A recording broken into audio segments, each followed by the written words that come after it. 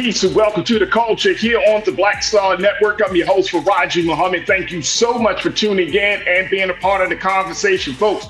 Happy Monday. We got a lot to talk about. First and foremost, let's give you the latest coming out of Jacksonville, Florida, where that racist attack took place where 3 black people were killed by a white gunman who essentially killed himself in the process.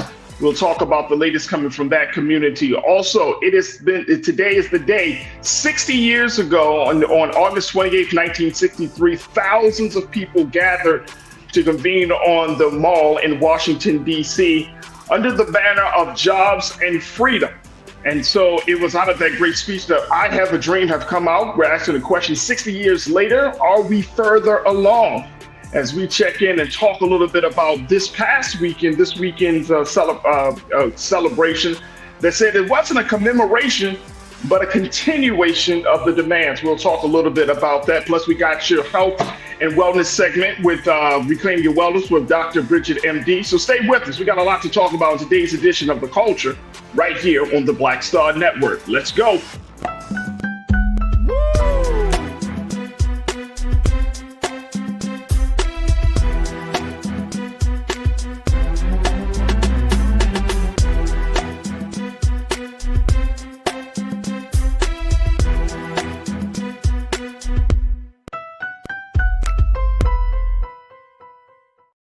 All right, folks, welcome to the culture here on the Black Star Network. I'm your host, Farajii. Thank you so much for tuning in and being a part of the conversation.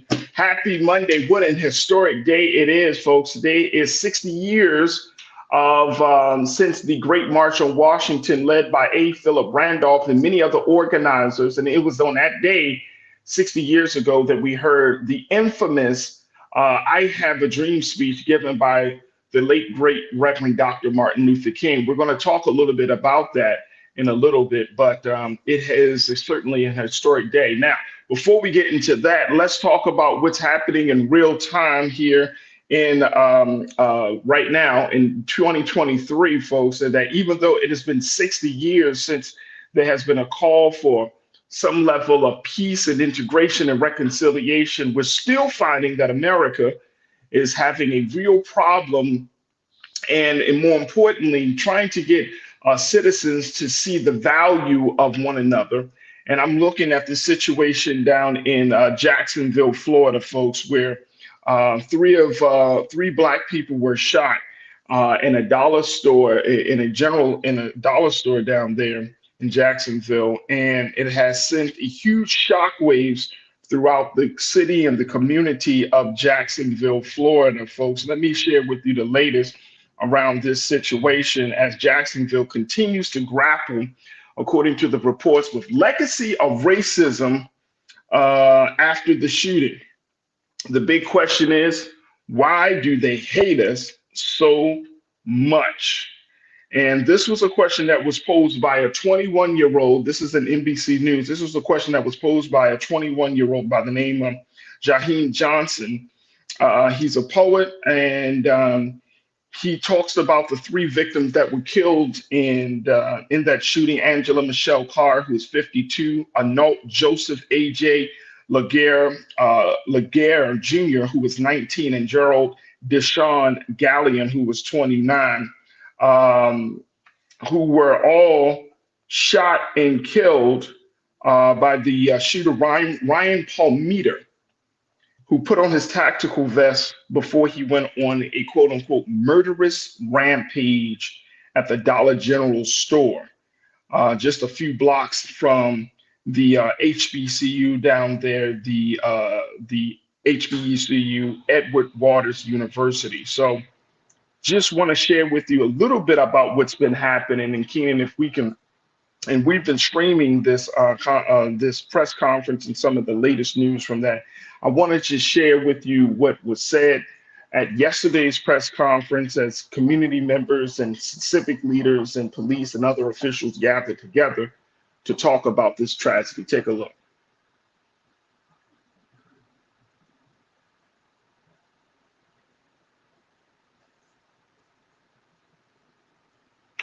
We're pulling that in we're going to pull in up that today. Folks, I want you to join me in the conversation as we invite you to discuss with us as we do each and every time we are on air.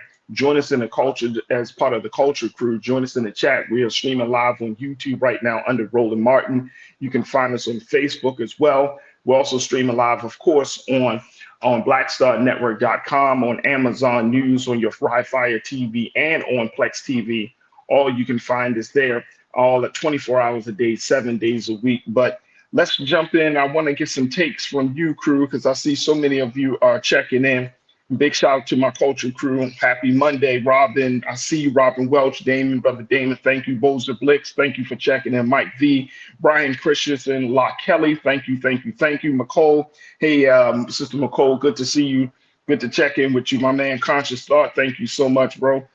Sister Karen Connor, thank you so much. Happy Monday to you, Sister Karen. Pauline Hurt, thank you for checking in as well. Mike V, I see you. Smooth J, I see you.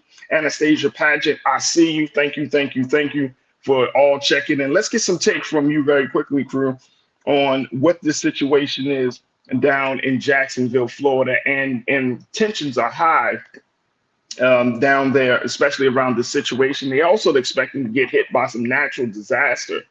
They're talking about another major hurricane hitting that area of Florida.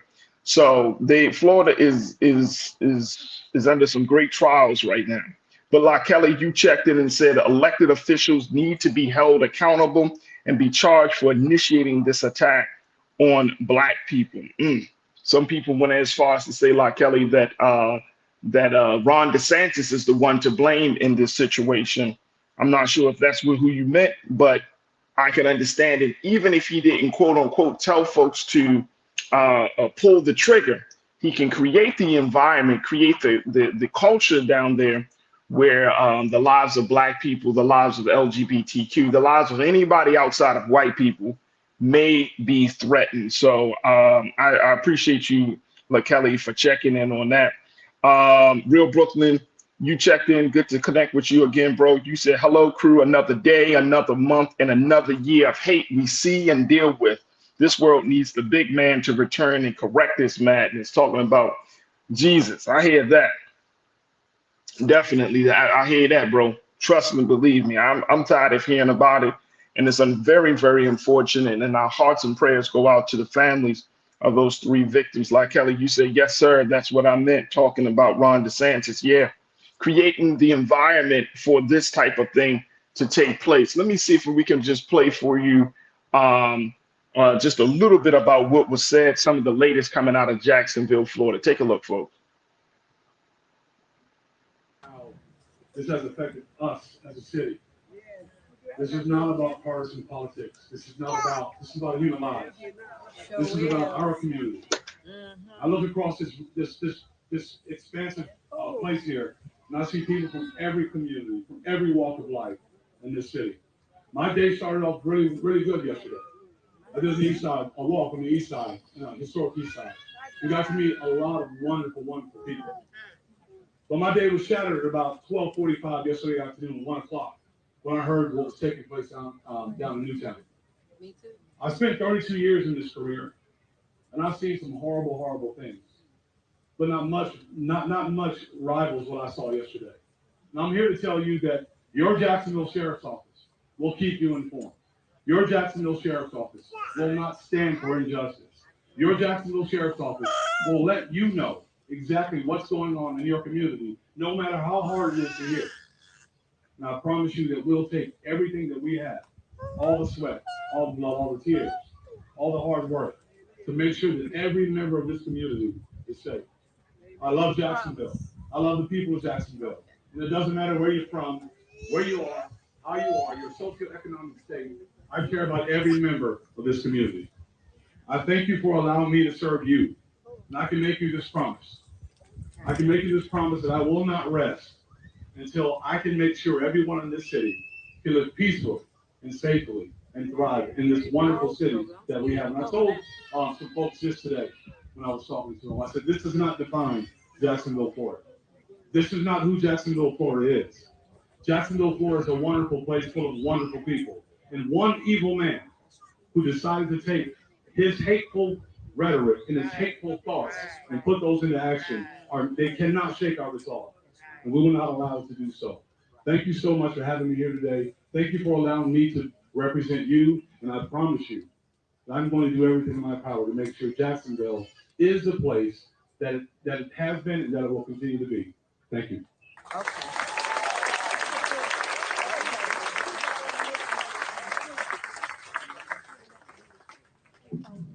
The following persons we're going to ask to come forward. These are pastors of our churches in the community. And as I call your name, we're going to ask you to please come and line up this way. And the first is going to be Dr. Teresa White, from the Heritage Christian Center. Next would be Imam Yaga Abdullah from Al Islam Worldwide Ministry.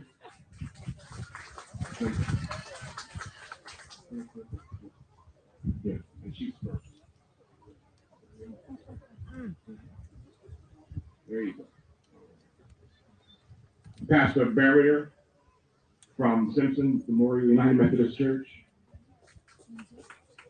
Pastor Steve Wilson from Divine Missionary Baptist Church.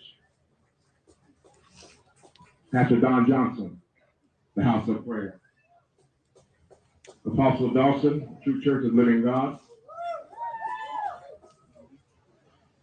Bishop John Gunn, St. Paul Church. Pastor Jeffrey Rumblin, Day Spring Church. Pastor Lee Harris, Mount Olive Primitive Church. Dr. Mark Griffin, Wayman Ministry. We're asking you to pray and not preach. Amen. Let the church say amen. So we're asking that you pray, obviously, from your heart. We would like for you to keep it to 2 minutes. Pray for them.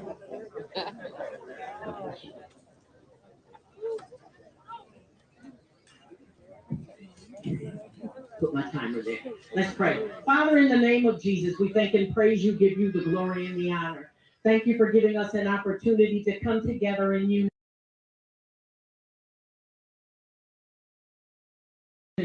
We thank you now. That was just a little bit, folks, of what happened yesterday as the community and as you saw the sheriff there in Jacksonville gathered together to kind of give an update and, more importantly, to keep the faith high in the city of Jacksonville. That was Sheriff T.K. Williams who first spoke, and some of you from the crew, y'all checked in and said that you appreciate the sheriff. Lana, you checked in and you talked about how you appreciate Sheriff T.K. Waters, for being a real, you said, I appreciate the sheriff for standing up and being a real black man, standing up for black people. Well, you heard the sheriff said that he will not rest until justice is served in this tragedy of the shooting and killing of three of our people and our community members. But the sheriff also said something else, because there was some discrepancy, and then we're going to take a quick pause after I make this note. There was some discrepancy about when or how did the shooting occur, what was the timeline of things. And the sheriff made it clear. He said that it looks to him that he went to Edward Waters University campus on Sunday night to change into whatever he needed to change into. He had the opportunity to do violence at EWU. He did not. There were people very close, in very close proximity. He did not do anything there. He backed out and he left. And then that's when he went down the street to the Dollar General and committed that murderous rampage. So, you know, there's a lot of concern. There's a lot of concern about the safety of that HBCU right now in Jacksonville, students and whatnot, staff members and personnel. There's a lot of concern about the safety of Black students in the area. But Sheriff T.K. Waters seems to show some level of passion and in a sense that, you know, his department is going to bring some justice to the people. La Kelly, you checked in and said, I'm tired of praying. It's time for accountability in Jesus' name. I hear that. Anastasia, you said, we understand how you feel. I'm sure it's okay. You are just speaking your mind in God and all to pray for these family members. Absolutely. Absolutely. Conscious thought, you checked in, brother. You said nothing will change until we do something about it. No thoughts and prayers, no consolations, no solemnity, no acquiesce. We need to act up and act out. Act up and act out, huh? Conscious thought, I hear you. Carolyn Harrison, you checked in. Thank you for checking in, Conscious thought. Carolyn, you said, I'm praying for all the good people in Florida. Absolutely. Robin Welch, my sister. Thank you, Carolyn. You said there's a gunman near the North Carolina campus right now. We're going to have to keep our eyes on that, Robin. So thank you for bringing us up to speed on that situation down there. That sounds like it's going to develop in situation, hopefully down in North Carolina. We don't see any fatalities from there. Karen, you said we are devastated again. The victims were executed. These attacks against us, our culture, and our history are a result of the hateful rhetoric against us. Domestic terrorism must be dealt with. Amen. Amen.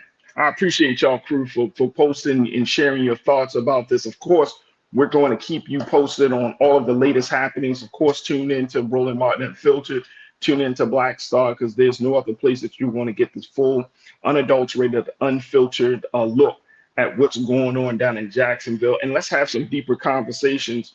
We're going to, as the days progress, getting more deeper conversations about how we can be a part of the solution and not just stating the problem. We got to take a quick pause. When we come forward, let's talk a little bit about coming from that situation. That situation down in Jacksonville really is a sign that we still got a lot of work to do. Even though 60 years later, we have made some progress, we have made some gains. 60 years after the Great March on Washington of August 28th, 1963, it still shows, crew, that we still got a lot of work to be done. Racism has not died. White supremacy is not out of business. Black folks are still feeling the brunt of oppression and tyranny and injustice. We got a lot of work to be done. We're going to talk about the 60-year anniversary of the Great March on Washington, what happened in Washington, D.C. But most importantly, what's the next step? The convening, the gathering is one thing. The day after is a different program. We're going to have that conversation with you and our very special guest on the other side, Mr. Jason Dunn. So stay with us. It's The Culture here on the Black Star Network.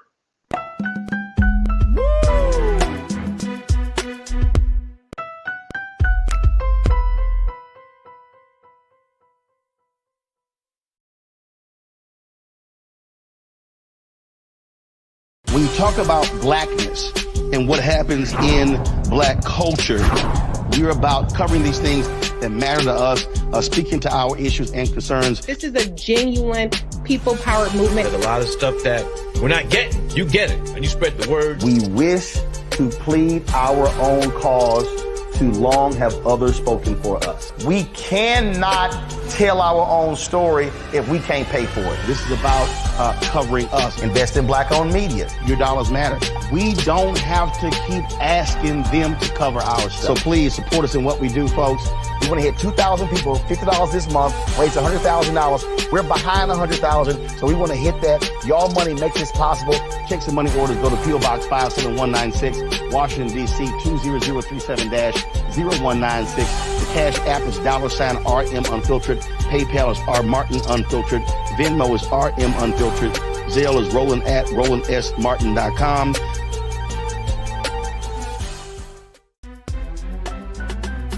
I'm Farajii Muhammad, live from LA.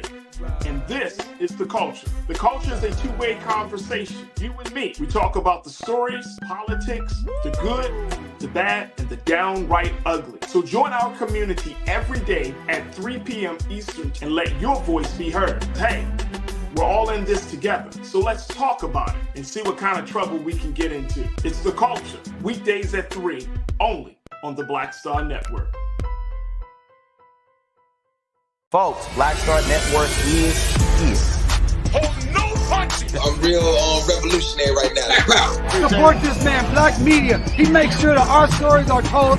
Thank you for being the the voice of Black America rolling. Stay black. I love y'all. All momentum we have now, we have to keep this going. The video looks phenomenal. See, there's a difference between Black Star Network and Black-owned media and something like CNN. You can't be Black-owned media and be scared. It's time to be smart. Bring your eyeballs home. You dig?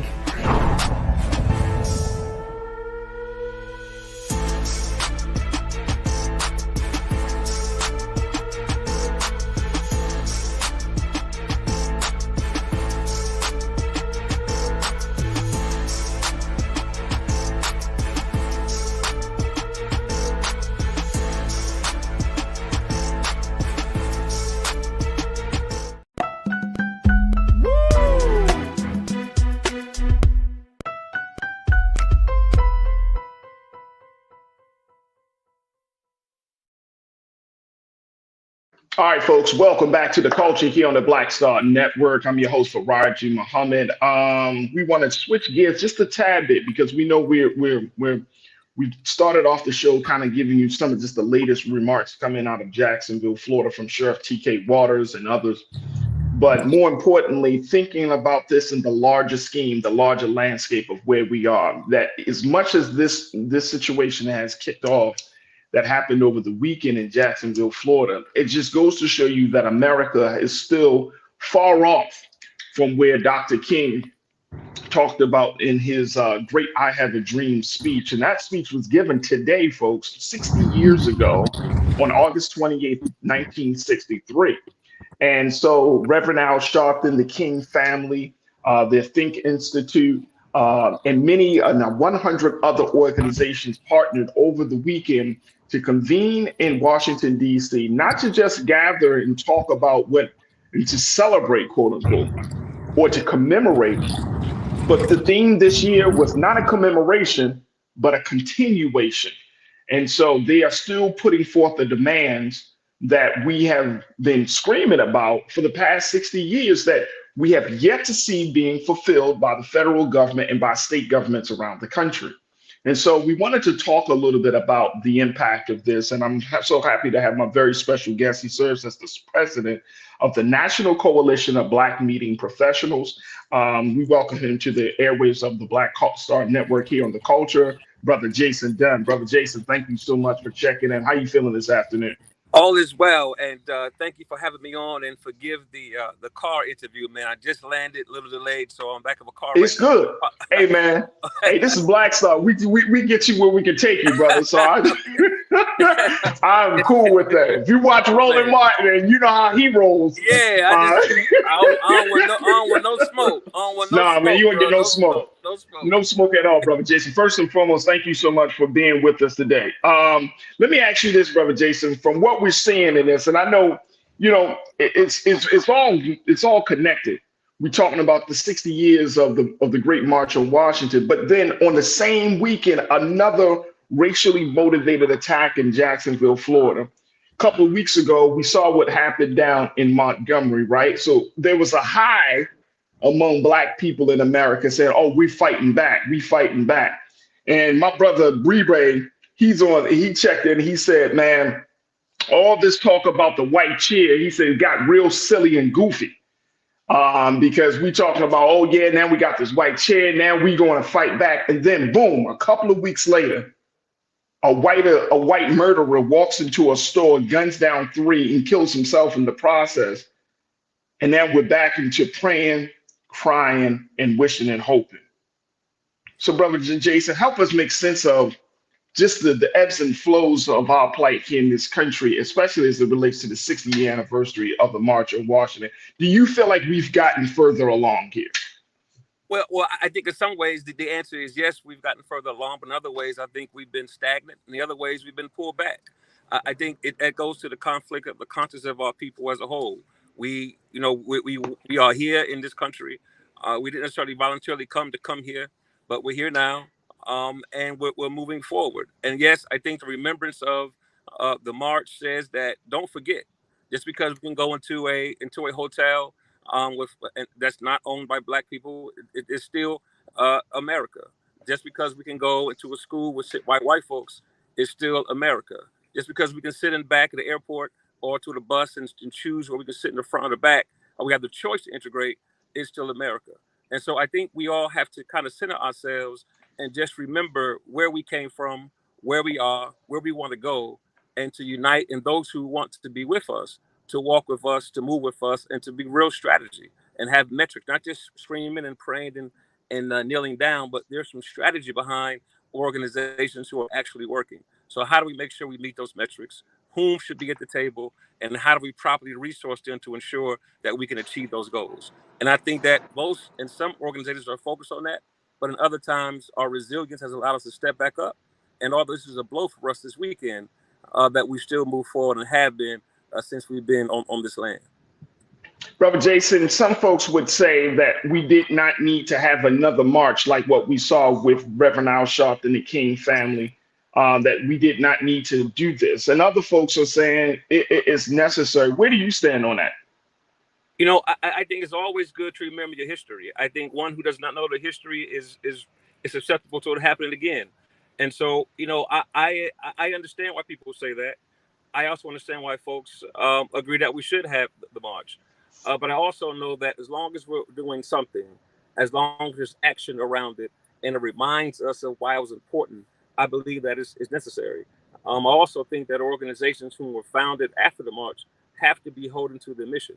Many of us are flying on borrowed wings of past organizations or our leaders, and not really fulfilling the promise or the brand commitment that those organizations were founded to do.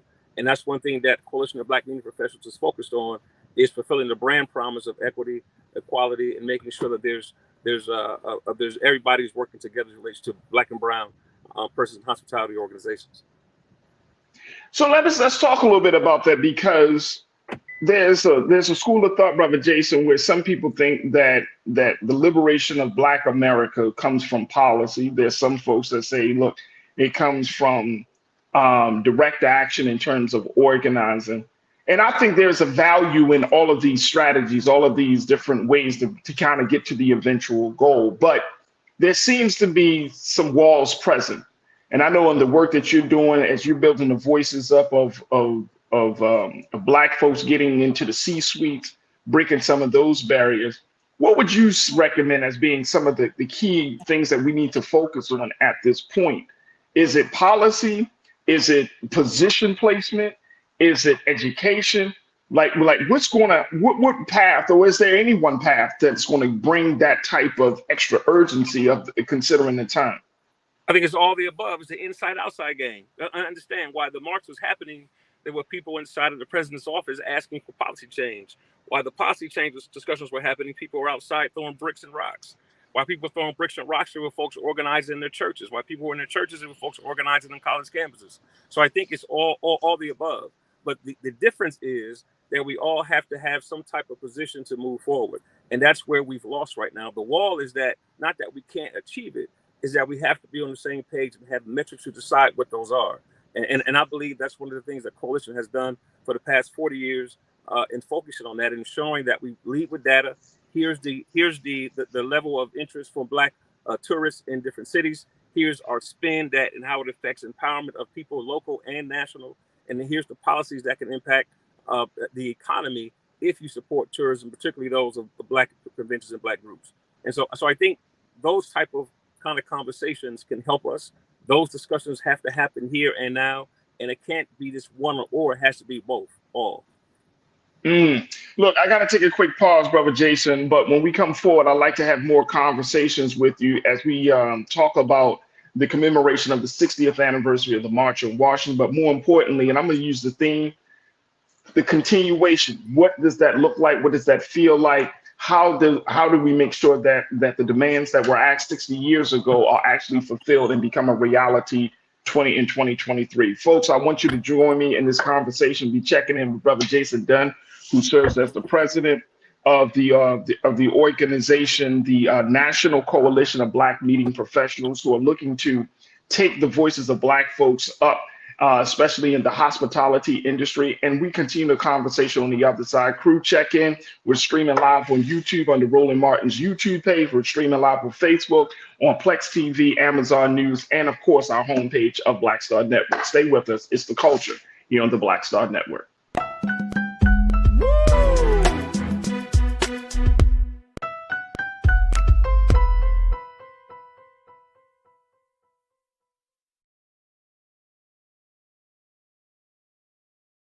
Folks, Black Star Network is here. Hold no punches. I'm real revolutionary right now. Support this man, Black Media. He makes sure that our stories are told.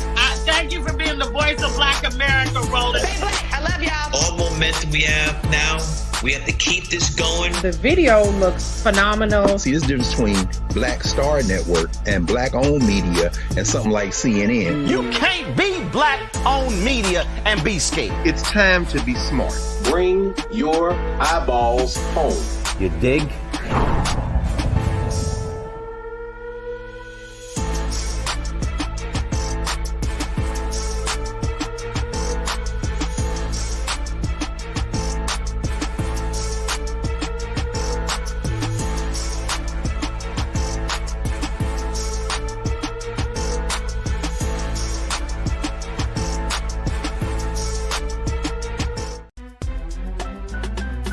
I'm Farajii Muhammad, live from LA.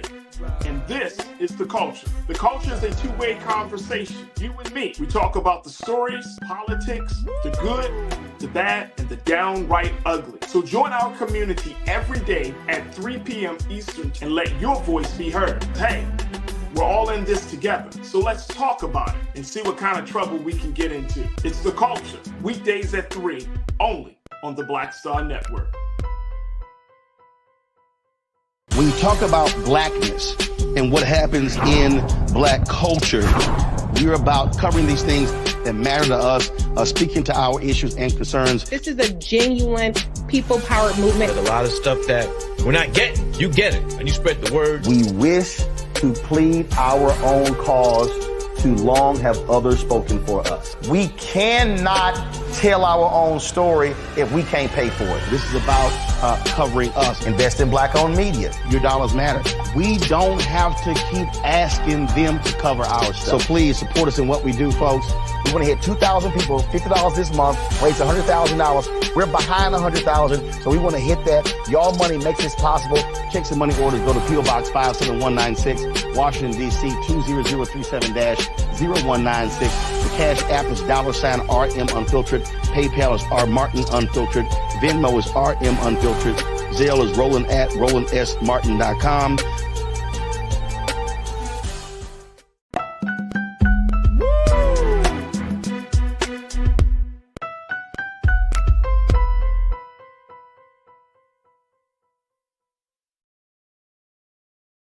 Folks, welcome back to The Culture here on the Black Star Network. I'm your host, Farajii Muhammad. We've been checking in, folks, and talking to Brother Jason Dunn, who serves as the president of the National Council of Black Meeting Professionals. And this is an organization that is doing its work to make sure that specifically that there's economic and professional advancement of Black executives within the C-suites. It's also working on the disproportionate wage gap for Black women in comparison to their peers, and overall working in the space of equity and inclusivity. Brother Jason, you've been sharing just your thoughts on this, looking at 60 years later. So you said this earlier, that we've made some gains, we've been stagnant in some places, and then we've been pulled back in places. So I think that's a very accurate assessment, right? It hasn't been completely bad and hasn't been completely all good. It's been some ebbs and flows in this. Here's something that the president, he wrote this op-ed today, Brother Jason, for the Washington Post. And in this op-ed, he touted all of the things that his administration, along with Vice President Kamala Harris, did. But he wrote this op-ed, and I just want to lift a portion of this out and then get your thoughts on this. He said, quote, "To date, we have invested more than $7 billion in HBCUs to prepare students for high growth industries. We've approved more than $116 billion in student loan debt cancellation for 3.4 million Americans so that borrowers receive the relief they deserve. And a new student debt repayment plan is helping Black students and families cut in half their total lifetime payments per dollar borrowed. We're doing all of this by making sure the biggest corporations begin to pay their fair share, keeping my commitment that Americans earning less than $400,000 a year not pay a single penny more in federal taxes. And to help guide these policies, I made it a priority to appoint Black leaders to my cabinet, my staff, and the judiciary, and to key positions in agencies such as the Federal Reserve to ensure policymakers represent the experiences of all Americans in the economy. The president also, Brother Jason, was scheduled to meet with Black leaders from this past weekend's 60th anniversary commemoration. Reverend Al Sharpton, the King family, and others today at the White House as a marking of this historic day. Do you think that this president, this administration is making the strides needed to bring some of those demands into fulfillment that happened 60 years ago and even up to this present moment? You think that they're doing what is needed? I think the president is doing what he can at this point. I know there's some barriers with the Senate and some of the House as well, and that takes us to vote in people who align with those sentiments from the president. And so it is my opinion that, you know, he has brought those things to the forefront. He has brought those things to, frankly, to the people who can make decisions and those who can put policy down so it impacts all communities directly, locally, nationally, and regionally. And so, you know, again, can he do more? Absolutely. Can the Senate and the House do more? Absolutely. But at some point in this particular age that we have within this political era, there are a lot of people who don't want to see advancement, a lot of folks who don't want to see that. And so our organization specifically is focused on what you just stated, uplifting and supporting policies that impact our economy, particularly around people who are Black and brown and hospitality, and securing those roles in the C-suite and educating those folks to prepare them to have a career within our organization. So, you know, I agree with what he's saying.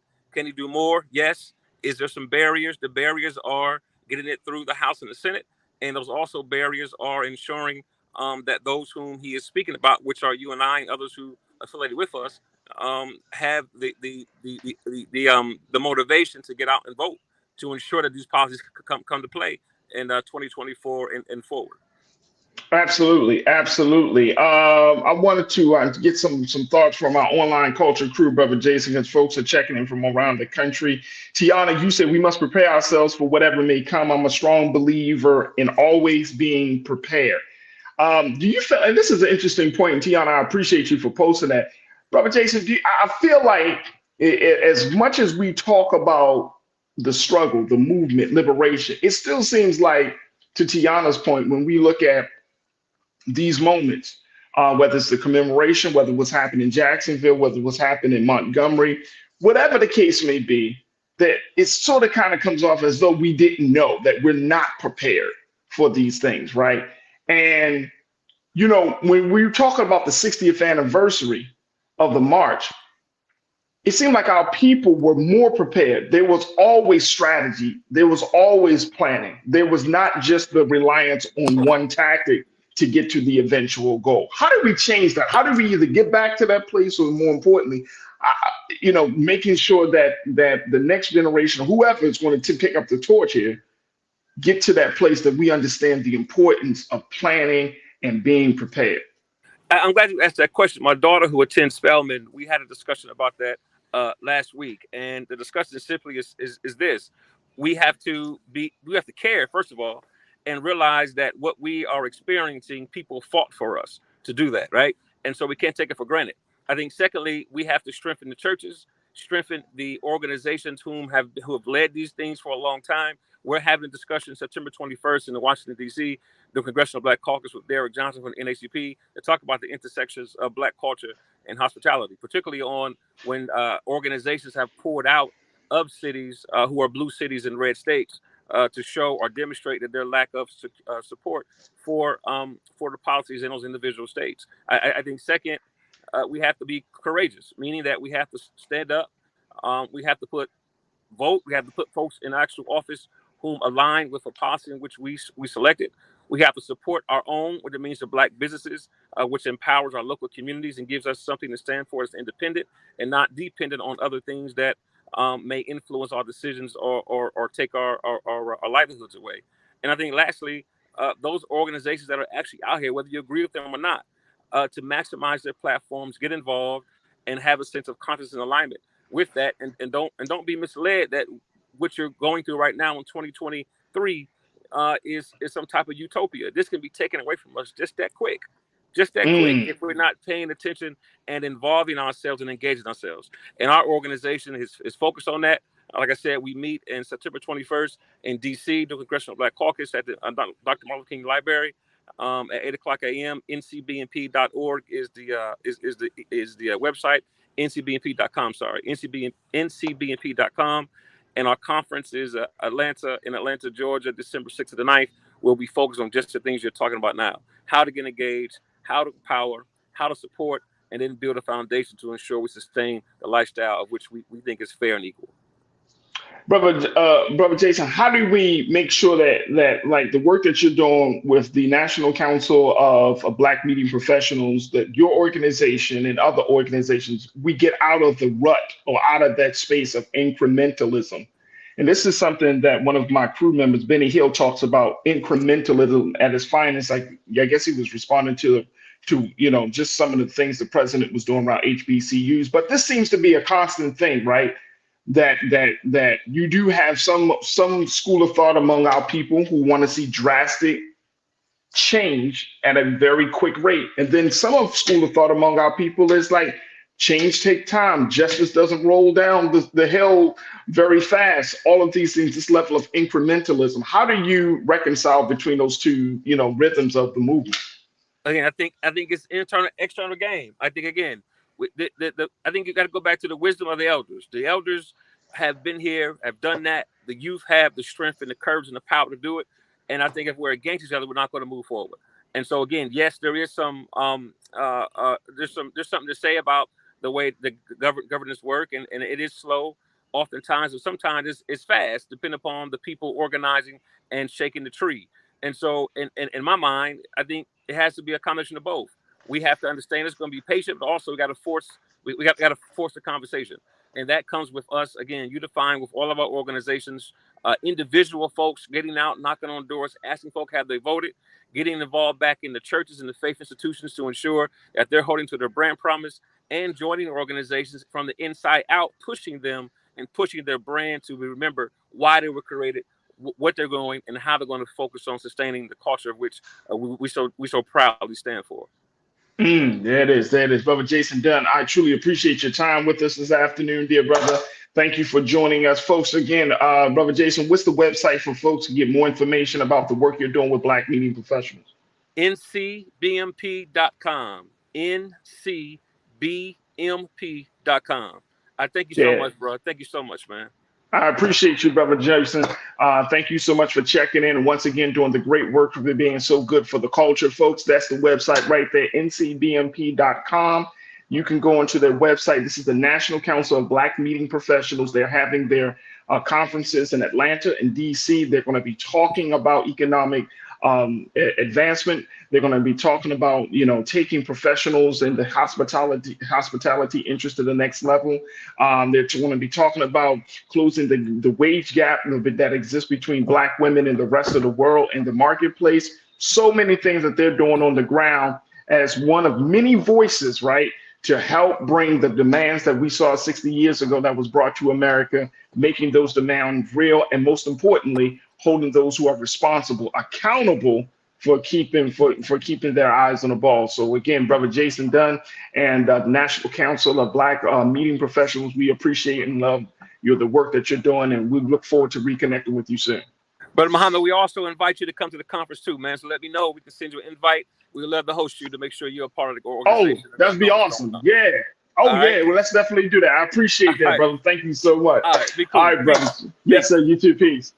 All right, folks, we got to take a quick pause, folks. When we come forward, let's check in with our physician, our doctor, Dr. Bridget, MD, for this week, Reclaim Your Wellness, folks. But make sure y'all keep the conversation going about the 60th anniversary of we're going to say the Million Man March, but the 60th anniversary of the March on Washington.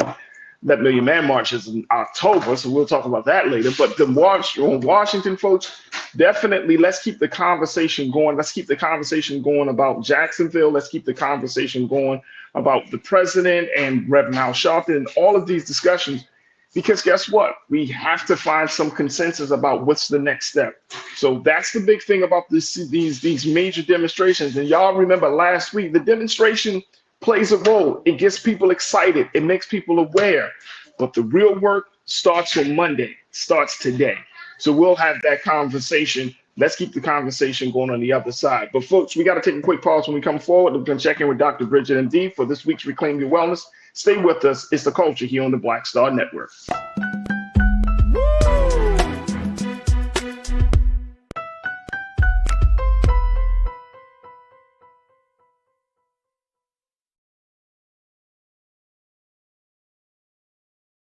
When you talk about blackness and what happens in black culture, we're about covering these things that matter to us, speaking to our issues and concerns. This is a genuine people-powered movement. There's a lot of stuff that we're not getting. You get it, and you spread the word. We wish to plead our own cause. Too long have others spoken for us. We cannot tell our own story if we can't pay for it. This is about covering us. Invest in black-owned media. Your dollars matter. We don't have to keep asking them to cover our stuff. So please support us in what we do, folks. We want to hit 2,000 people, $50 this month, raise $100,000. We're behind 100,000, so we want to hit that. Y'all money makes this possible. Checks and money orders go to P.O. Box 57196, Washington, D.C. 20037-0196. The Cash App is $RM Unfiltered. PayPal is R Martin Unfiltered. Venmo is RM Unfiltered. Zelle is Roland at RolandSMartin.com.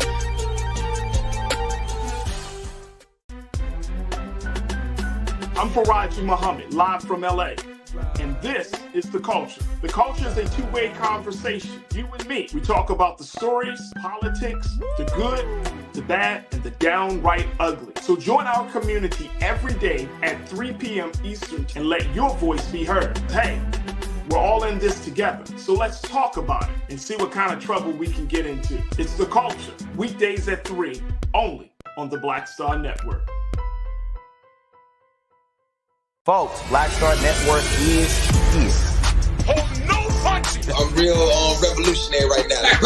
Support this man, Black Media. He makes sure that our stories are told.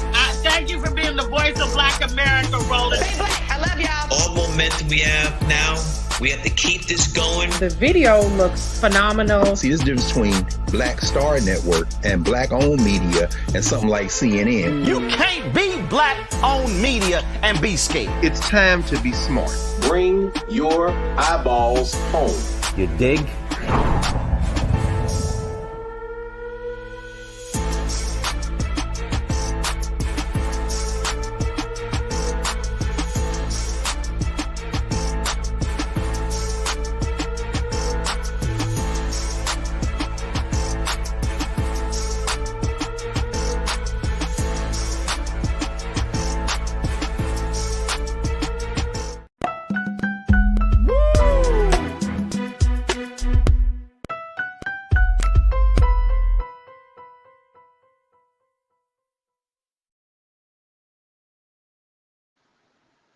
All right, folks, welcome back to the show. Welcome to The Culture here on the Black Star Network. I'm your host, Farajii Muhammad. Thank you so much for tuning in and being a part of the conversation. Folks, a fantastic first hour as we kind of brought you up to speed on the latest coming out of Jacksonville, where they had that racist shooting of where 3 black people were shot and killed by a white gunman over the weekend, and how the city of Jacksonville, the black folks in Jacksonville, are dealing with this latest tragedy, and in some very unfortunate, to say the least, how this situation has turned out, considering the fact that this is also the weekend and today is the day of the 60-year anniversary of the March on Washington. A lot of work still needs to be done in this country, especially when it comes to race relations. And so our hearts and prayers and certainly our condolences go out to the families that have been affected and to the community in the city of Jacksonville.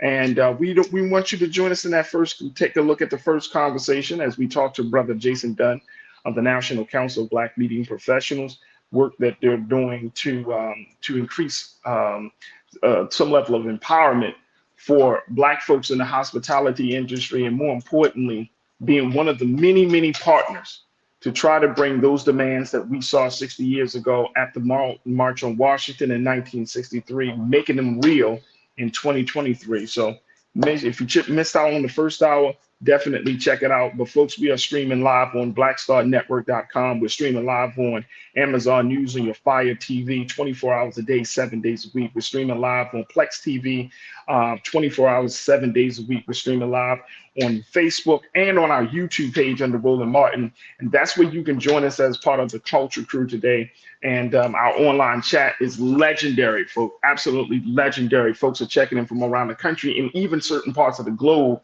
to be a part of the discussions, and you can do that too as well.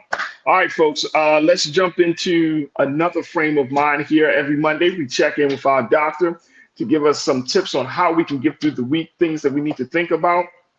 So let's get ready to get another dose, another prescription from Dr. Bridget, MD, for this week's Reclaim Your Wellness segment.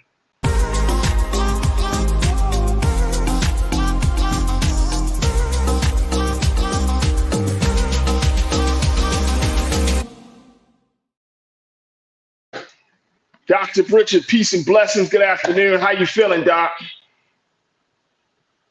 We got Dr. Bridget with us. Let's see if we can get her in here. Let's see. She's not here yet. We're going to get her in. All right, let me just take some while we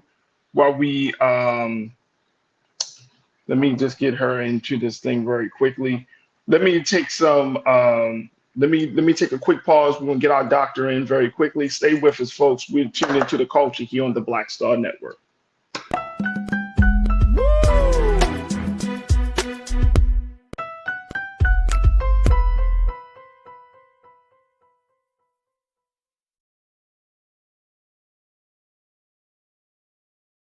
I'm Deborah Owens, America's Wealth Coach, and my new show, Get Wealthy, focuses on the things that your financial advisor and bank isn't telling you, but you absolutely need to know. So watch Get Wealthy on the Black Star Network.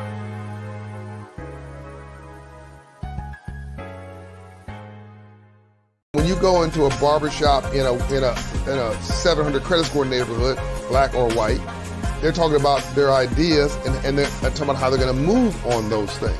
You go to a barbershop at a 500 credit score, equal brilliance, but bad culture, they're talking about other people. You go to a winner's barbershop, here's what I'm doing. You go to the barbershop of where people feel defeated, they talk about other people, either celebrities or people they admire, but also often, I don't like Joe. I don't like Roland Martin. Well, let me tell you something. I don't understand people. How could you not like anything here you see? You should just be like, this is amazing. It's cool. You may not even like how he does it or how I do it, but it's like, you know what? They're succeeding. They're killing it. All you should be is, that's fantastic. But if I don't like me, I'm not going to like you. If I don't feel good about me, it's hard for me to feel good about you. If I don't respect me, don't expect me to respect you. If I don't love me, I don't have a clue how to love you. And here's the big one. If I don't have a purpose in my life, I'm going to make your life a living hell.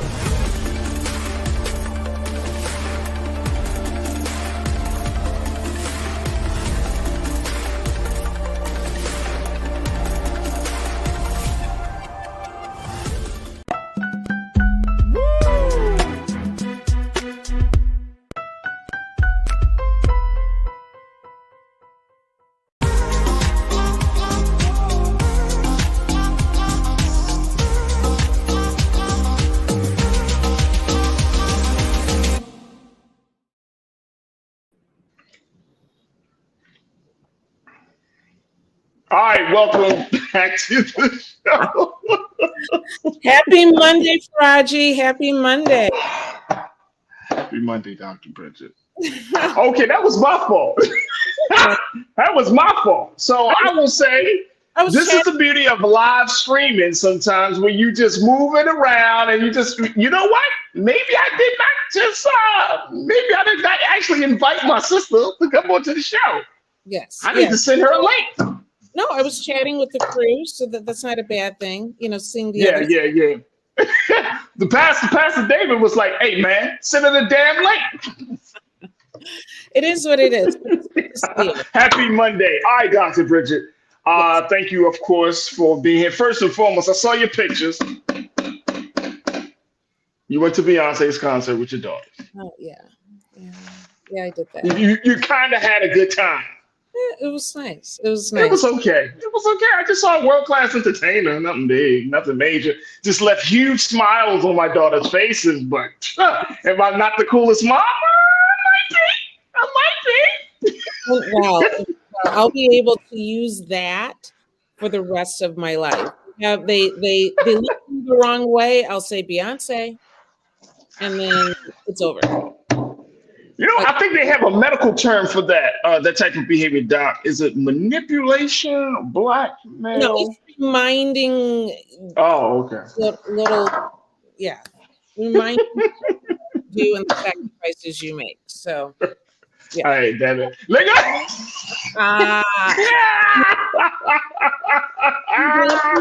more. I'm glad they didn't post more. Oh my goodness. Look at that. Hey, Keena, just give us the full shot of Dr. Bridget there, because we're gonna just, hey, y'all. This is Dr. Bridget with her beautiful. There they are, beautiful daughters hanging out. They got nice seats. Y'all sitting on the floor. Is that floor seats? Yeah. That is. So my daughter turned 16 in March, and this is the only thing she wanted. So. Well, sometimes it takes that way. It took a couple of months to get it just right. So I get it. I get it. I mean, like it is Beyonce. Did she enjoy herself? Oh my God, she had a blast. I mean, did Beyonce shout her out though? Because we know you got that type of pull. Did Blue Ivy shout her out? No. Did she do one of these ones? I was kind of like, I've been seeing all this stuff about Blue Ivy. I was trying to figure out, how did I feel about it? Like, you have this 11-year-old on stage. In some ways, I'm like, keep it a family thing. In some ways, I'm like, it's her bedtime. She was amazing. It's so cute. So really, she's a part of the show. That's it's just like she travels with mom. Yeah, and she's a part of the show. Yeah, absolutely. Yeah, and she's making $1 million while she's doing it. Why not?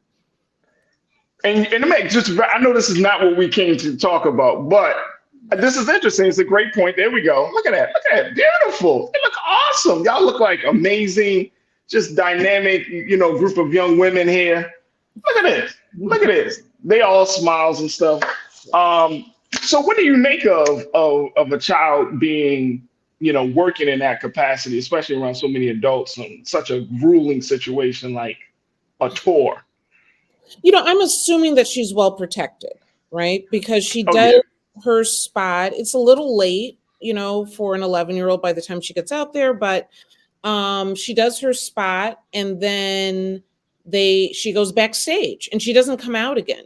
So and what was done while she was on stage was very well appropriate for a family show. Okay.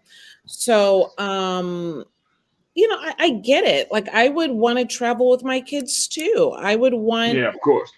If they want to be a part of it, I would want them. I don't feel like she's overly put her child way too much out into the public. I think this is just what they do. I mean, I think her sister was dancing with them when she was 11 or 12 years old, when it was Destiny's Child. So I think it's normal for them. I agree. Yeah. But I mean, when your mother is Beyonce, it's like, and I truly don't think that Beyonce like pushed her into that space. I think she just naturally just like, hey, I want to do this. And it's like, her mother probably said, are you sure? Because it's a lot of work. This is, and so I know I'm sure that they have that conversation. And, I know that she's super well protected, but it is like, we're parents. So it's a beautiful thing to see your child kind of have the same interest as you. And I'm sure that if your daughters would say, Mom, I want to be a doctor, you would be on the low. You'd be like, oh, you sure you don't want to do anything else?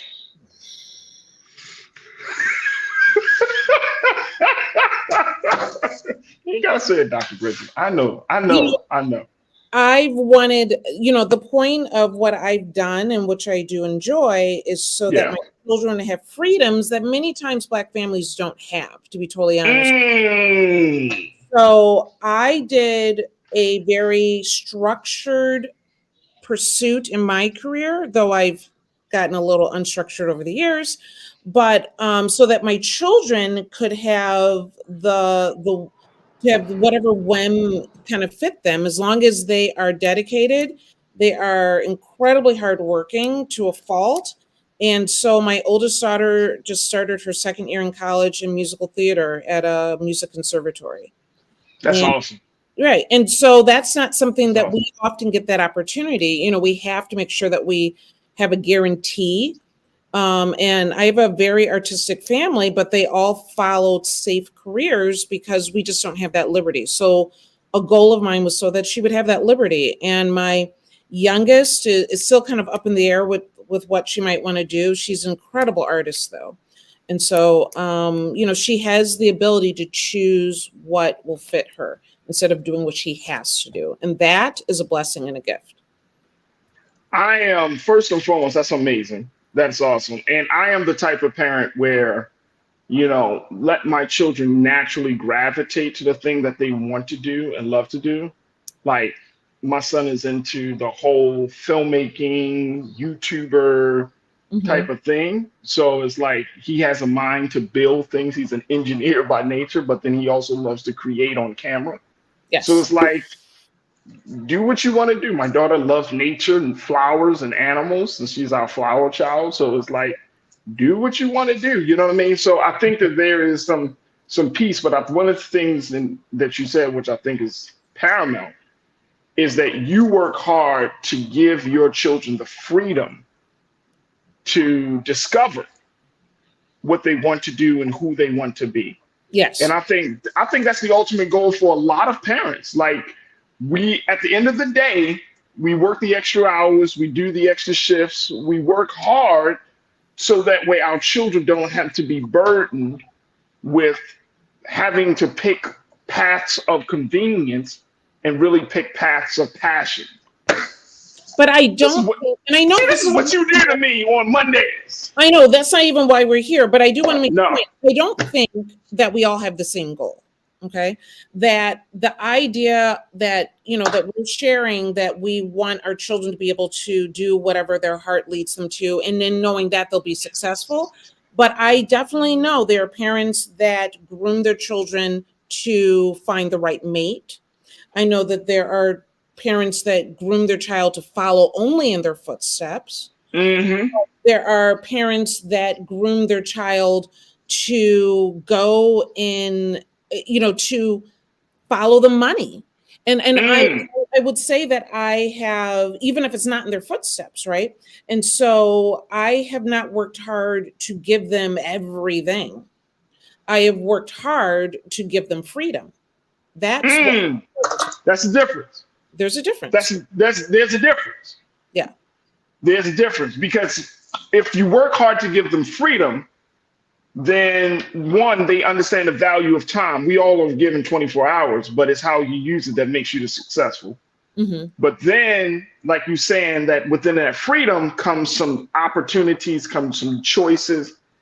You're not forcing them. That's a difference.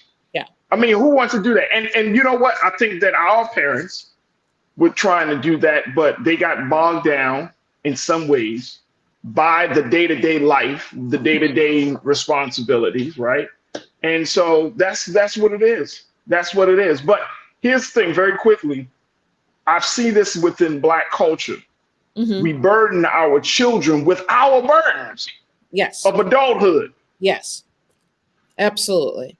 Absolutely. And so I wanted the opportunity that my kids would not have to deal with my burdens to the best of my ability. You know, by no means perfect at any of this, but my goal was so that they would have freedom and independence.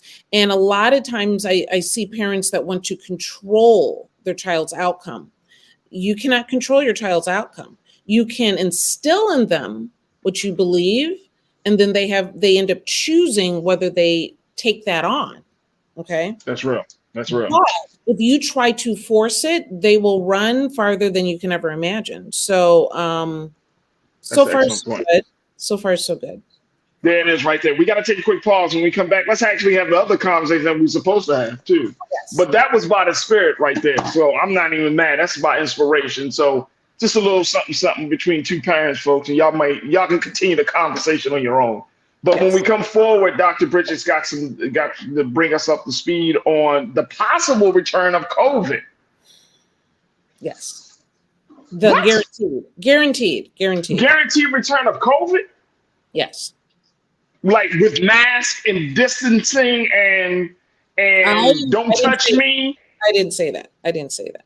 Oh, okay.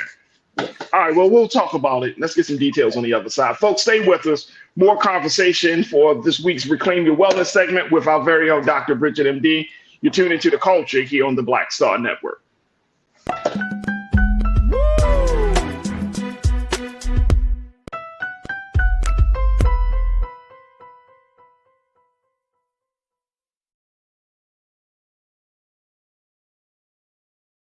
Hatred on the streets, a horrific scene, a white nationalist rally that descended into deadly violence.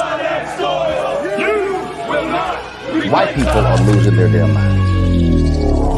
As an angry pro-Trump mob storms the U.S. Capitol, We're about to see the rise of what I call white minority resistance. We have seen white folks in this country who simply cannot tolerate black folks voting. I think what we're seeing is the inevitable result of violent denial. This is part of American history. Every time that people of color have made progress, whether real or symbolic, there has been what Carol Anderson at Emory University calls white rage as a backlash. This is the rise of the Proud Boys and the Boogaloo Boys. America, there's going to be more of this. Here's all the Proud Boys, guys. This country is getting increasingly racist in its behaviors and its attitudes because of the fear of white people. The fear that they're taking our jobs, they're taking our resources, they're taking our women. This is white fear.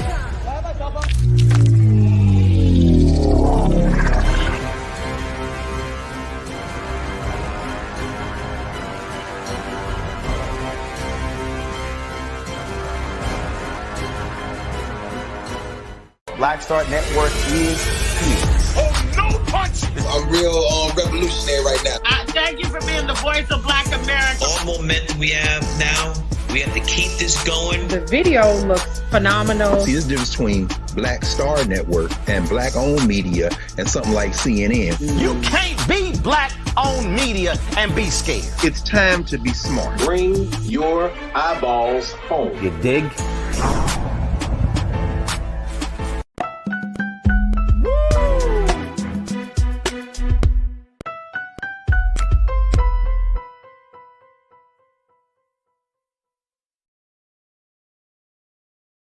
All right, folks, welcome back to The Culture here on the Black Star Network. We've been checking in with our sister, Dr. Bridget, MD, Dr. Bridget Cole-Williams, for this week's Reclaim Your Wellness segment that you can find here every Monday here on The Culture as we check in with the good doctor about a number of health and wellness related issues. And today, she's going to talk to us about COVID-19. Yes. So I think there's this misconception that we went through this horrible situation in 2020 and going forward, but that it would just disappear. And without eradication, this is a virus much like smallpox and so many others that will stay with us unless we eradicate it. And we did not do that, partly because we did not do extensive vaccination. But so here we are again. There's been an uptick in the amount of COVID cases that are around. We're about a third down from where we were this time last year. However, we're definitely up 22% than we've been. And so with that being said, they suspect that as things cool down and we go into the fall and people start coming indoors a little bit, that it's going to rise even more. And so in saying that, there's been a lot of work and preparation for new vaccination and new options in this area. And I think it's an important conversation for us as Black people, because we were hit hard with COVID and with COVID deaths, that the only people that were hit harder than us were actually Native Hawaiians and Native Americans. But we were hit pretty hard with this. And so I think we need to take it seriously regarding vaccination and the fact that it may return.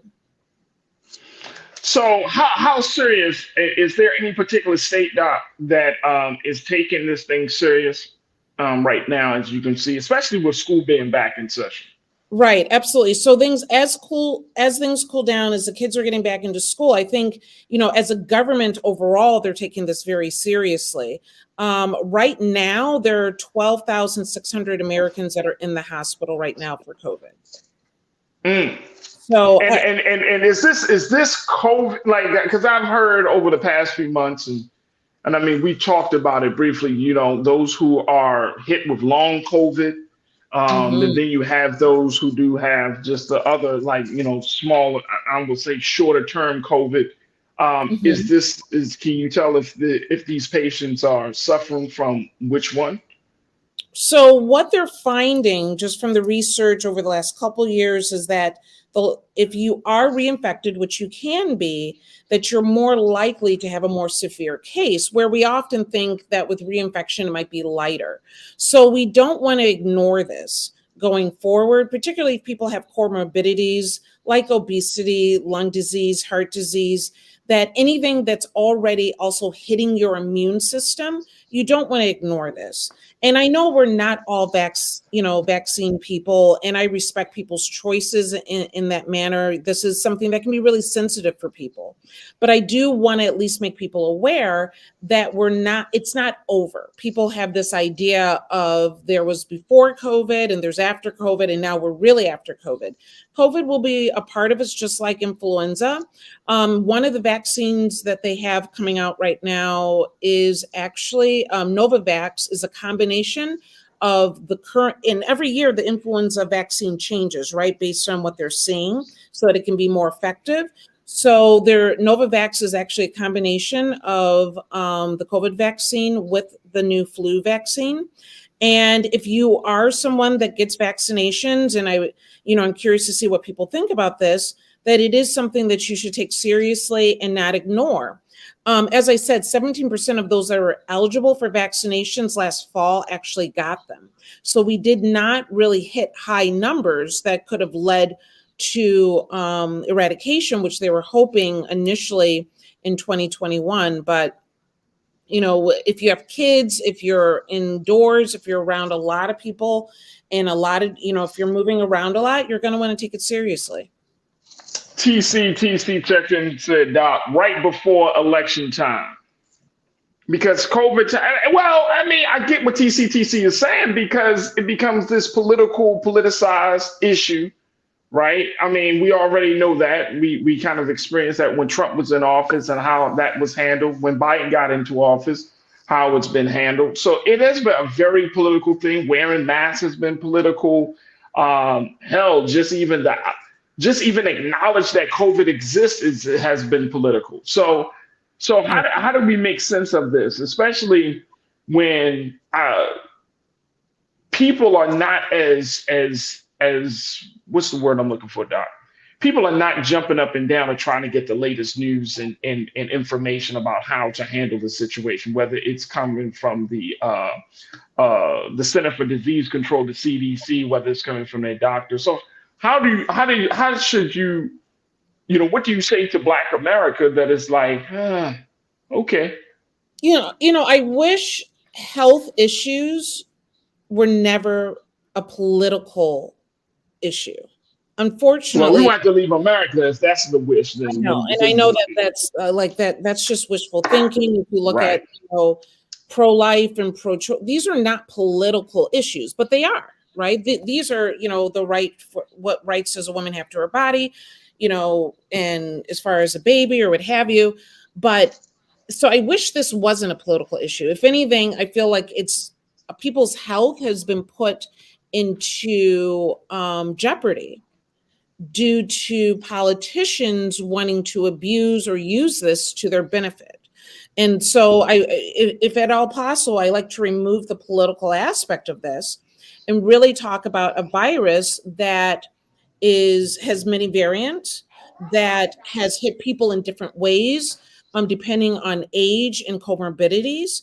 And I could care less how it's political. That is not anything that I care to even deal with, because if you are abusing or using this so you can get elected or not, whatever it may be, then shame on you. This is a health situation, and we should all be on the same page with it. Absolutely. Let me check in with the crew because folks are checking in about this. Janelle, my sister, you said COVID has never left, so it's definitely not following a political cycle. Widespread ambivalence will only harm our community because we get harder with all illnesses. Do you agree with that, Doc? That we get. She said because we get harder with all illnesses. That I guess, and I'm assuming that Janelle that you're saying that as time goes down, as time move forward, it's harder for us to kind of accept things and to get back into a space like with masks and social distancing when things have been so relaxed over these past, I would say for the past year. Would you agree with that? But we're not going back to that, because if anything, that was the part that got really politicized, right? That are you aware now? If you are not getting a vaccine, or if you are, I do highly recommend if you've laxed off in your hand washing, it's time to, get back into it. If you are going to be in a very crowded space, you might want to wear a mask again, if you're one that likes to share food and drinks and cigarettes and blunts and maybe you don't need to be doing all that. Okay, because there's definitely going to be an uptick in the numbers and you're going to see that difference. So be mindful in taking care of yourself. Be mindful. I hate the concept of social distancing because I'm kind of a hugger myself and I believe we need human contact. But if you don't need to be in human contact with that person, then give yourself some social distance as well. We won't go back to people not being in, it would have to be something horrific to happen for us to get back to that space. But I think in the meantime, because basically when we went into that space, we had nothing to protect ourselves. Now, at least we do have vaccination as an option. And so if anything, I think there might be more and more mandates towards vaccination, depending on your job, which is, that was an issue for a lot of people. They could not go back to work unless they got vaccinated. Also, I think that, we had our little vaccination cards. I don't even know if that's going to really, for you to go in and out of different places, you had to show your card sometimes. I don't think that's really going to pick up again. Right. Absolutely. So Janelle, you checked back in and said, Farajii, we get harder. It's just ridiculous how so many refuse to care about anyone but themselves. You mean as people? Yeah, that we don't care about other people. Yeah. Because that hasn't really changed.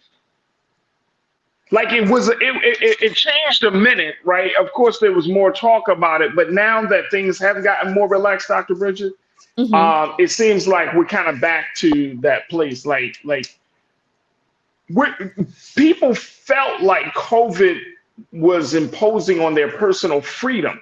And that just the simple fact that somebody else wants to protect themselves from this virus is an imposition on their personal existence, right? It's just kind of a weird situation that, we're talking about a major health crisis and people took it personal, like somebody insulted them because they wearing a mask or they want to be socially distanced or they're choosing not to wear masks. Like people took that as a personal insult. They did. And I'm like, how did it get to that place? Yeah, I had patients that did not come back because we mandated masks in my office. It's a doctor's office, but they did not want to come back unless they couldn't, if they requested to not wear a mask at all. And if they were required to wear one, then they didn't come back. And somehow, that's what I'm saying, it got politicized. Something that shouldn't even be an issue became an issue. And honestly, I don't think I've seen Americans really care about each other since 9/11. Like that's when there was this overall community that crossed every boundary in a very, like something I've not seen, during my lifetime. Absolutely. So no, and I think with and I don't even know how I got into this conversation. This is not usually what I talk about, but since having a president like Trump that is very divisive, something really big will have to happen to bring us back together again. because he's caused so much damage. It will take a decade or more to fix that. Damn. Look, we got to take a quick pause. When we come forward, more conversation with Dr. Bridget for this week's Reclaim Your Wellness. Folks, I want to hear from you, crew. Share your thoughts as we're talking about the possible return of COVID. Maybe not in the form that we were used to of the mask and the social distancing, but just the simple fact that guess what? People are still being hospitalized from the virus and how we can protect ourselves. Folks, the conversation continues on the other side right here on The Culture, here on the Black Star Network. We'll be right back.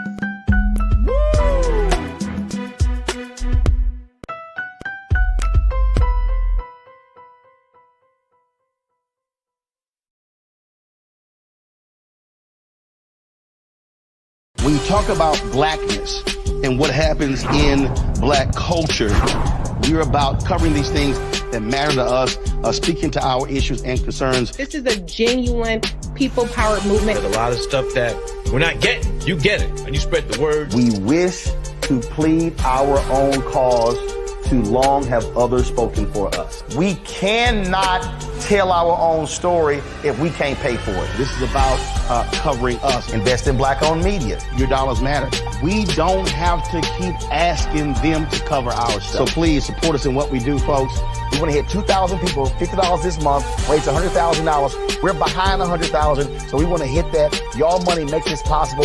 Check some money orders. Go to P.O. Box 57196, Washington, D.C. 20037-0196. The Cash App is $RM Unfiltered. PayPal is R Martin Unfiltered.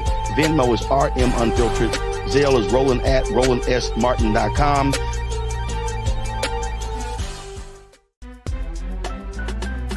I'm Farajii Muhammad, live from LA.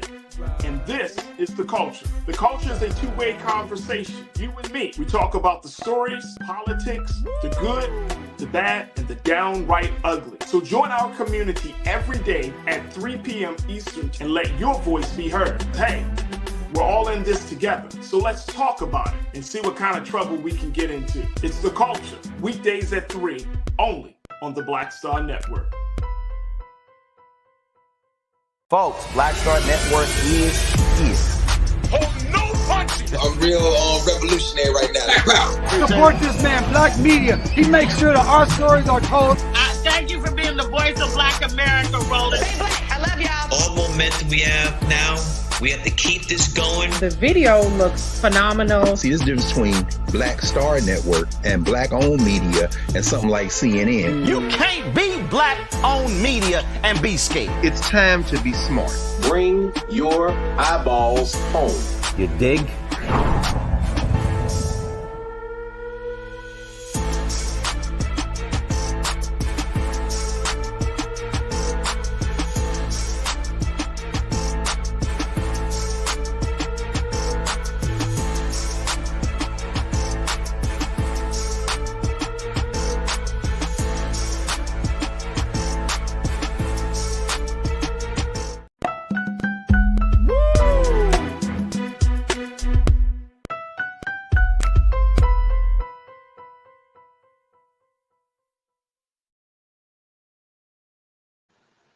Folks, welcome back to The Culture here on the Black Star Network. I'm your host, Farajii Muhammad. We are talking to Dr. Bridget Cole-Williams, MD, who is talking to us about COVID-19. Not talking about a major big return to COVID-19 and all of the mask policies and social distancing, but just to let us know that guess what, folks? We are essentially living with COVID, and there are still thousands of people who are hospitalized who are suffering from the virus. And I want to bring back Dr.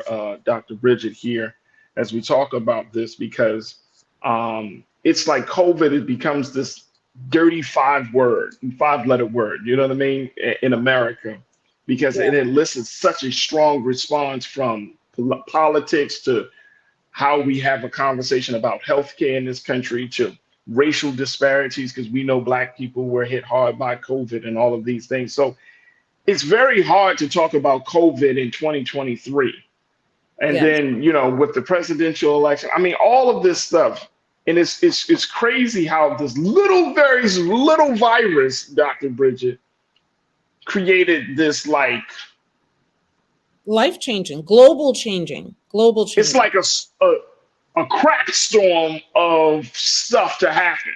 Like it took America down for at least a year and a half.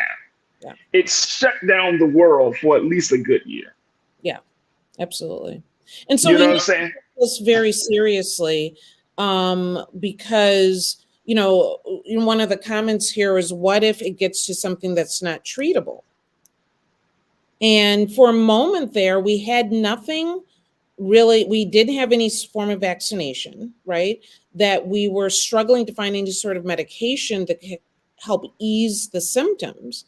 And it's very possible that we could get to a point of mutation or a different virus that would be essentially untreatable. And so we need to be mindful of how we manage things now, because we can control it. And it shouldn't be a political issue. It should be a wellness issue. And if you are concerned about making sure that your kids are healthy, if you're concerned about your job and being able to go every day, you're going to have to do some measures to make sure that your kids stay healthy as well as yourself. Here's a question. Is it possible that COVID could mutate into something that's totally untraceable? I don't know if COVID itself would do that. But keep in mind, I don't know if you've heard reports, COVID didn't come out of nowhere. Like it was globally, there was an awareness that something could happen and that something on this level could happen prior to it coming into fruition. So there was awareness. The problem was there was a lack of preparation, and it became a part of a political dialogue as opposed to just being about the wellness. You know, every country didn't face it the way we did. Every country didn't fight back the way we did as Americans.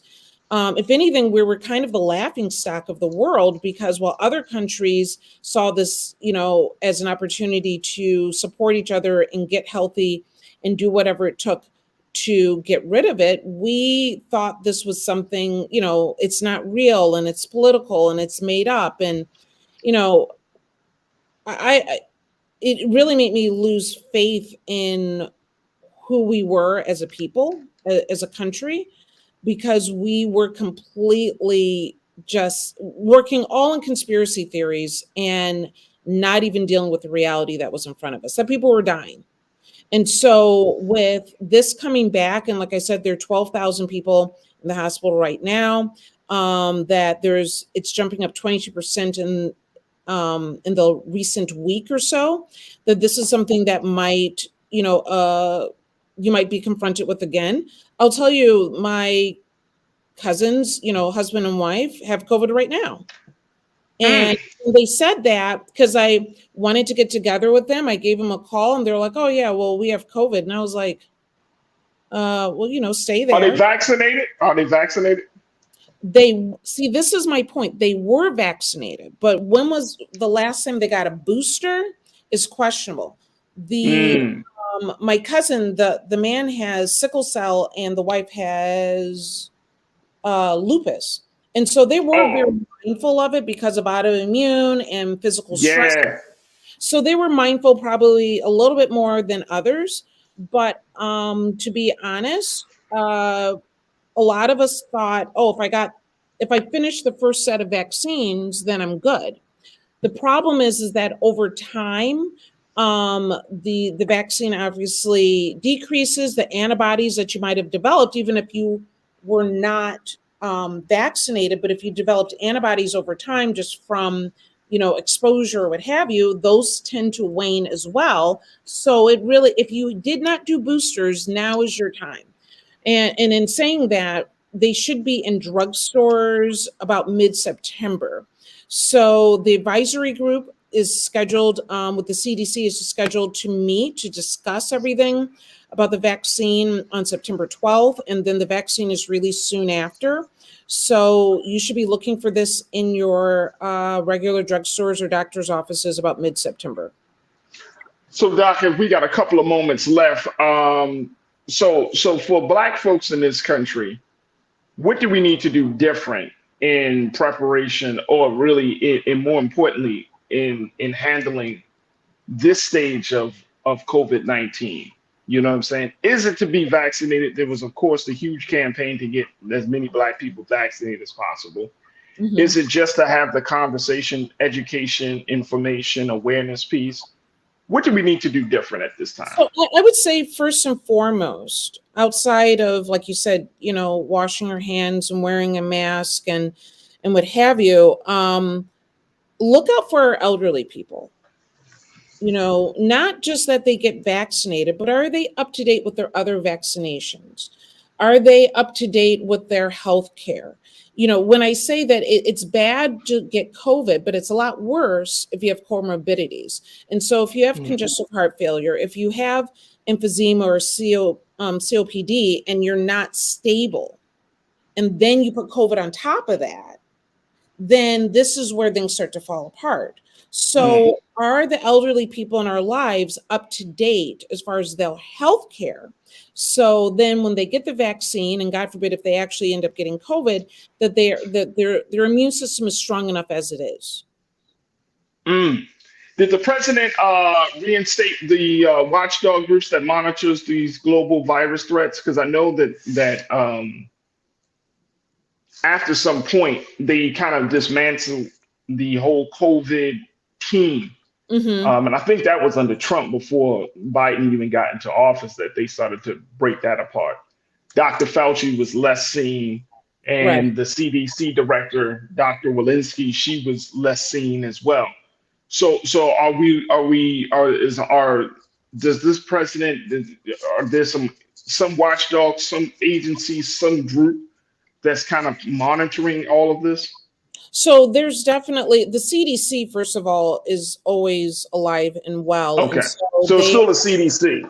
The CDC is taking care of this. There's also an advisory committee on immunization practices that is also active as far as making sure that we're making the right decisions about these vaccines. I am probably as much of a skeptic as anybody, but there are things that are supposed to be in place to protect us as Americans. How well it works sometimes is questionable, but there is work in place so that we have the best outcome possible. Okay, that's good. That's good. I know that you and I have had other conversations about healthcare and Black Americans, just the other day, as far as what are the expectations for us. But as a whole, white America will protect itself. Right? That's true. That's true. What they do for themselves, and then see if that does apply to us, because though things might be cut short when it comes to the Black and the poor, including white poor in this country, they will take care of themselves. So I think, let's see what, America's doing as far as this. And if they're protecting themselves, we should protect ourselves as well. We should be getting those vaccinations. We should be aware of what COVID's doing in our communities. And we need to be protective of our elderly people in our community as well.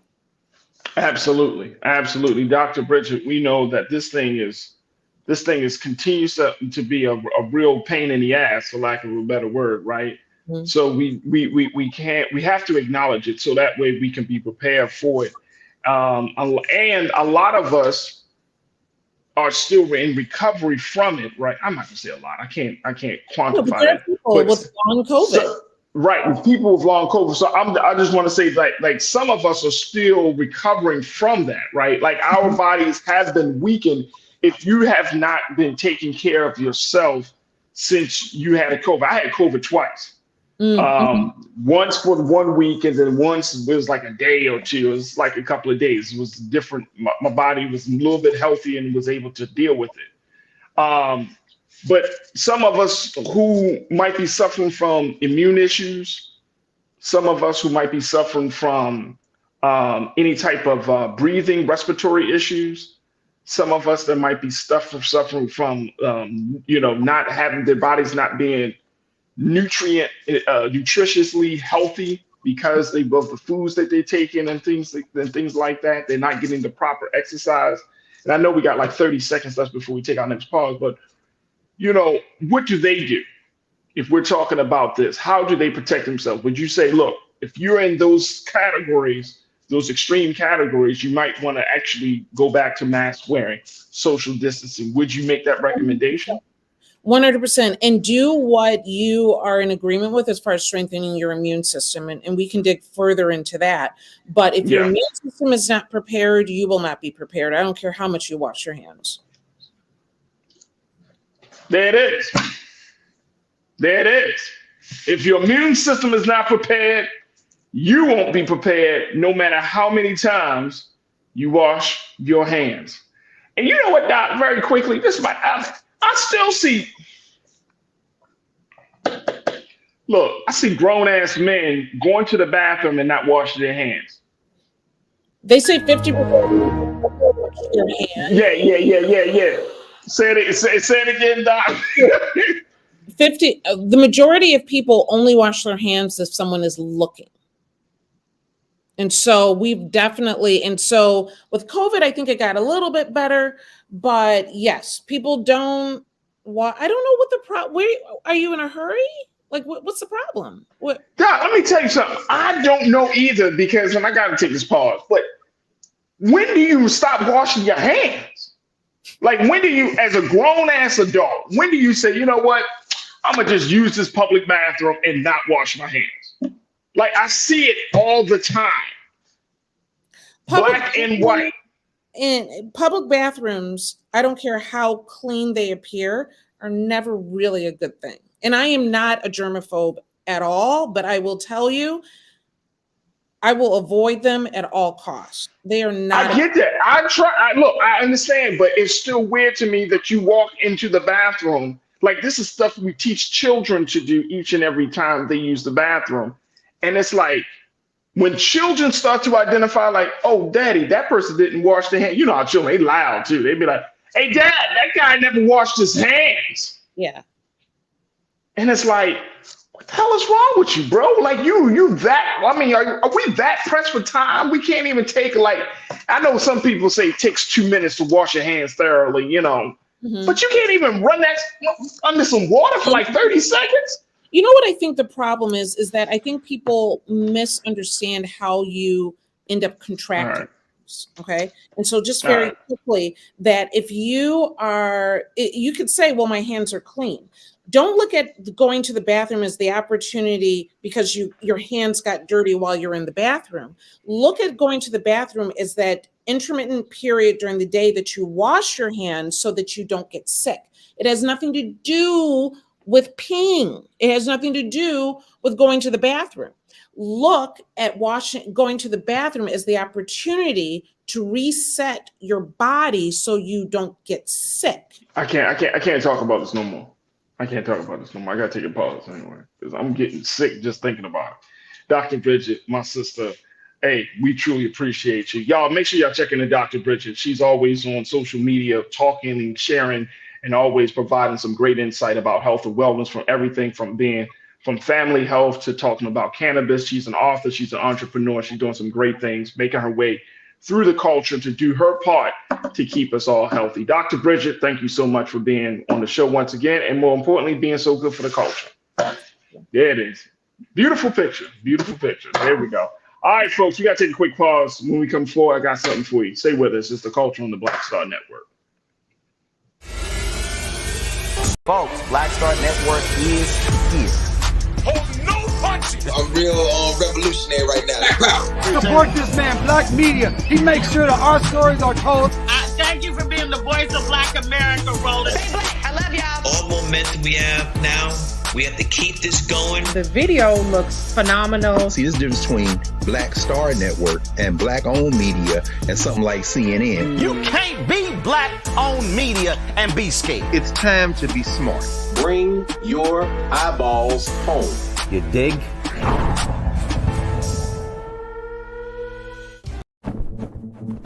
For decades, the tobacco industry has deliberately targeted Black communities and kids with marketing for menthol cigarettes. It's had a devastating impact on Black health. Tobacco use claims 45,000 Black lives every year.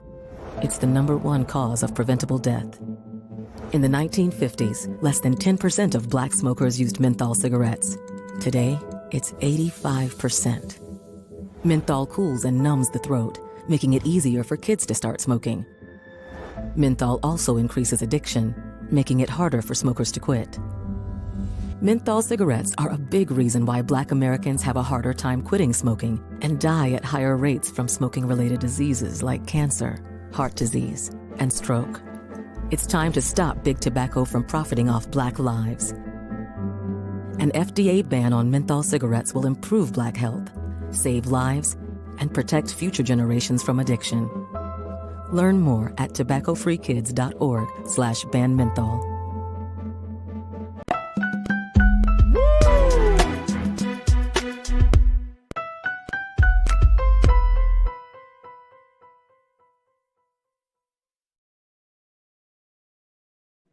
All right, folks, welcome back to the show for the final piece we want to share with you. First and foremost, you see it there at the bottom where we're streaming at. Black Star Network is blowing up, folks. Big shout out to all of those who are supporting the great movement that we are embarked upon here on Black Star Network, giving you strong Black content that speaks to the issues, speaks to the conversation that Black America is having. And so we want you to make sure that you tell all your family and friends to know about where we're streaming at. BlackStarNetwork.com is our home, but we are streaming in a great number of places. But let me just share this with you as we close out today's show. This is something I thought was very interesting. So we've been talking about the state of Florida for a long time, about all the things that are happening down in Florida. Well, guess what, folks? The state of Florida is actually looking to establish their first Black History Museum.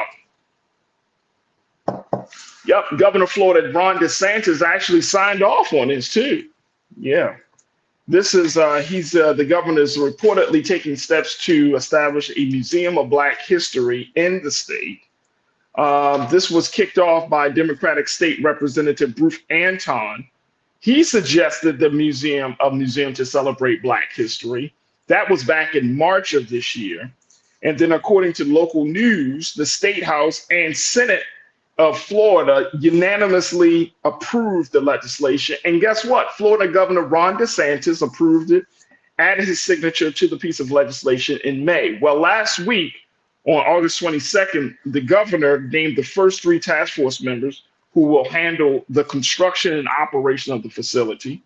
According to the Griot, he revealed his picks as Republican State Representative Bernie Jacques, Altony Lee, who serves as the interim Assistant Vice Chancellor of Public Affairs for the Board of Governors of the State University System, and Brian Butler, Chief Executive Officer of JCB Construction Incorporated.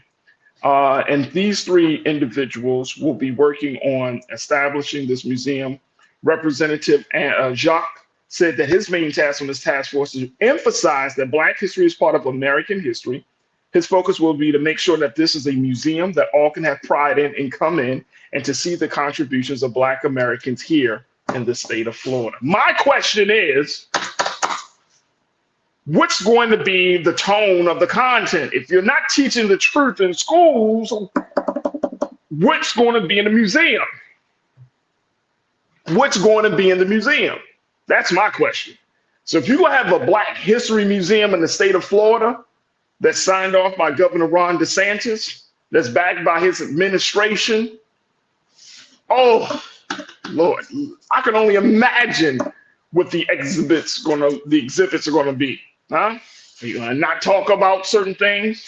Are you going to include? We will have to see. But this is interesting.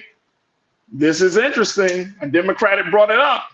A Republican signed off on it. And now you got to fill in the blanks to see if history is going to truly be told. So that's what's trending right now. Y'all can take that what it is. We'll certainly keep our eyes on it. All right, folks, that's going to do it for us. I thank each and every one of you, my online culture crew, for checking in as always, keeping the conversation tight. Folks, make sure y'all do your due diligence. Support us here on Black Star Network. Keenan, show them the screen. There we go. BlackStarNetwork.com, BlackStarNetwork.com, BlackStarNetwork.com, with all the things that are happening in Black America and in America, things that impact Black America and all of America. Make sure you tell your friends and family that their support is necessary. And this is exactly why we need a digital media space like Black Star Network to have the conversations, to bring up these things that are important and of interest to us. So your support of this network helps to fuel the movement as we change the conversation and, most importantly, tell our story. So I want to give a big shout out to all of those who have already donated or gave or just to help to invest. William Fuller, you checked in, Bring the Funk Fan Club Level 1. Mr. William Fuller, thank you so much for your support. It's truly, truly appreciated. And all of you who already put something in the pot for us, we're doing our part to make sure we're bringing you the latest in news and information. We're having these conversations and so much more. So your support means everything, as Big Brother Willie Martin has said time and time again. So go to our website, blackstarnetwork.com, download the app for free, follow us on all social media. And while you're there on social media, make sure you follow me. I would love to connect with you, The Real Farajii. The crew is always sending me something. Janelle, you checked in with me. Brother Damon, you checked in with me. So many of you are checking in with me and saying, Farajii, you hear about this, you hear about that. So much good information. We're trying to figure out how to always put it out there. But I truly, truly appreciate all of you for checking in with us to share it. All right, again, that's my social it's The Real Farajii on Instagram, and Farajii, you can just Google me and let's connect very, very soon. All right, folks, that's going to do it for us. I want to thank my dynamic production team, Maddie, Chris, Shannon, Joel, and my man King Keenan for making us look and sound so good. Stay tuned. Up next is Roland Martin Unfiltered, 6 p.m. Eastern Standard Time. Crew, make sure y'all hit that like button. Make sure y'all share this. Make sure we make this thing go viral. We've been having some fantastic viewership, some fantastic numbers, but we want to get higher. We want to move forward. We want to let people know that we're having these conversations. If you believe in what we're doing, then show your love and share this episode and all the past episodes. Any episode that really touched you, your support is needed on that front as well. As always, never be afraid to challenge what's wrong. Stand for what's right while being yourself in the process. God willing, we will talk on tomorrow. I'm going to bring my folks back from Black Montgomery. They just had their major mayoral election last week, so they elected Mayor Reed again. And so let's talk a little bit more about the implications of that on Black Montgomery in light of all that we saw in that River Dock fight. So we'll continue the conversation there and so much more. So as always, never be afraid to challenge what's wrong. Stand for what's right while being yourself in the process. God willing, we'll talk tomorrow for an exciting edition of The Culture right here, only here, exclusively here on the Black Star Network. Thank you for tuning in. Have a great evening. Peace.